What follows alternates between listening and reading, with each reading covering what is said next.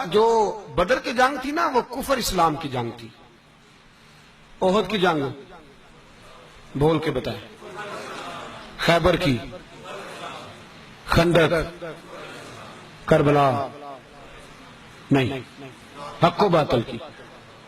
کون سی بولیں؟ نہیں, ایک دفعہ سارے بولے آپ کو ثواب ہوگا, کیونکہ امام حسین کو آپ حق پہ کہیں گے تو اللہ آپ کو اجر دے گا.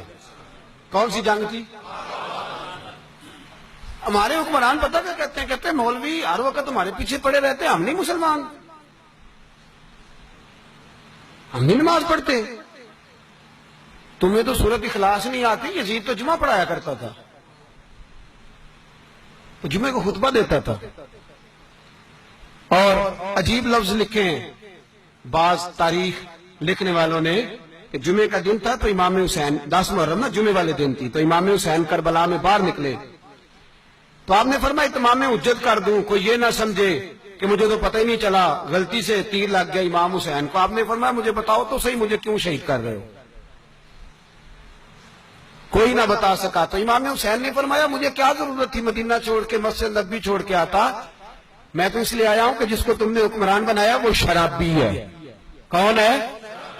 ناچ دیکھتا ہے, مجرے دیکھتا ہے, مجرے.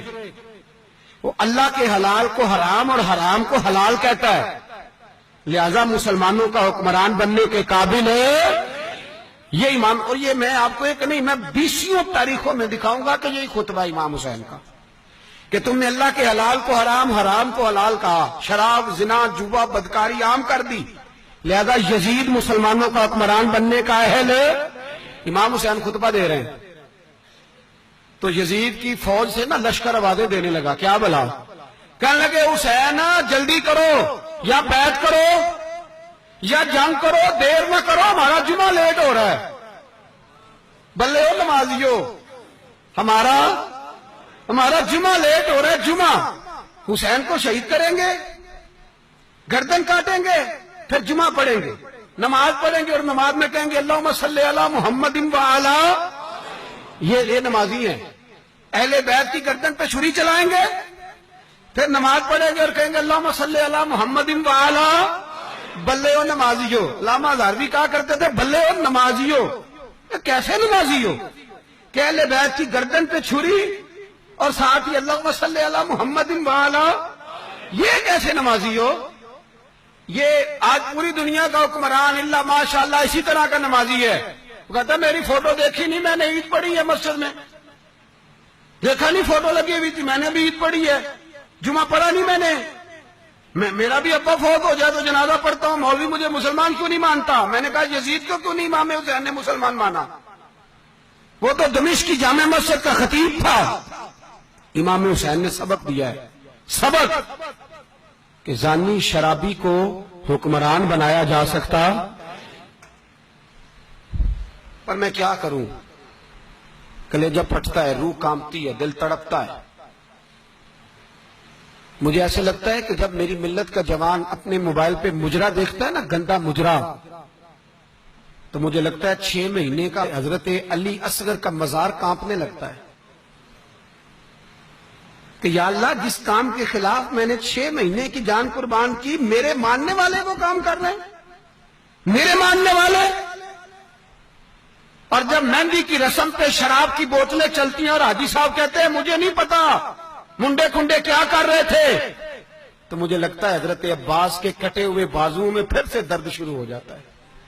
اور وہ کہتے ہیں میں نے جس کام کے خلاف بازو کٹوا دیے, میرے ماننے والے وہ کام کر رہے ہیں. اور جب بدکاروں بے حیاؤں کے نعرے لگاتی ہے قوم, تو پھر جنگل سے صدا آتی ہے امام حسین کی. پھر حسین کہتے ہیں کہ نہیں, ابھی کربلا ختم تو نہیں ہوئی, حسین ابھی کربلا میں, حسین ابھی بھی. جب اور یہ میں سب کی بات کر رہا ہوں, پاکستانیوں کی نہیں, صرف سارے حکمران, بہت سارے جو اسلام کا دعویٰ کرتے ہیں, وہ جب جہاز سے اتر کے دوسرے ملک میں جاتے ہیں تو جبے کے نیچے سے پینٹیں نکال لیتے ہیں. انہوں نے بھی مذہب کو رنگدار بنا لیا ہے, کبھی رنگ اور ہوتا ہے کبھی اور ہوتا ہے. خدا را امام حسین کو تڑپاؤ نہ, خدا را شرابیوں کو ووٹ دے کے, ظالموں کو ووٹ دے کے. اور یہ سارے ہی ایسے, میں کسی ایک کی بس، سارے ہی ایسے. یزید نے بھی کتا رکھا ہوا تھا، اس کے بھی ساتھ سویا کرتا. آپ کے بھی کئی سیاستدانوں نے پالے ہوئے. یہ سارے تماشے کرنے والے. جانوروں کی لڑائی دیکھنا بھی حرام اور کرانا بھی. یہ سارے ایک ہی رستے میں، یہ سارے ایاک نعبد و ایاک نستعین کو یہ ایک آیت پڑھ لیتا ہے، اس کے بعد ڈھول بجانے عورتوں کے ناچ کرانے شروع کر دیتا ہے. یہ ایاک نعبد و ایاک نستعین کا ترجمہ ہے، تماشا بنایا ہوا ہے.